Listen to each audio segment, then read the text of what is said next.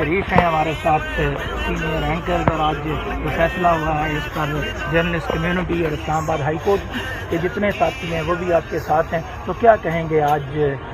Justice اطہر من اللہ کی اسلام آباد؟ بلکہ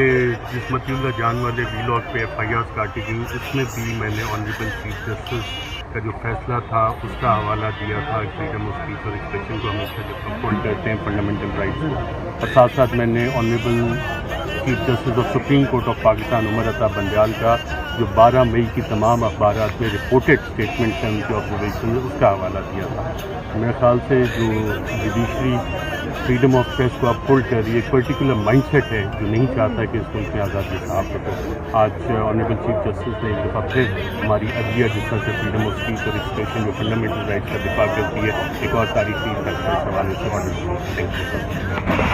جی ارشد شریف تھے جو خاص طور پر جو ہے وہ فنڈامنٹل رائٹس کی جو وہ بات کر رہے تھے، تو ان کا یہ کہنا تھا کہ ایک تاریخی فیصلہ ہے یہ اسلام آباد ہائی کورٹ کے حوالے سے۔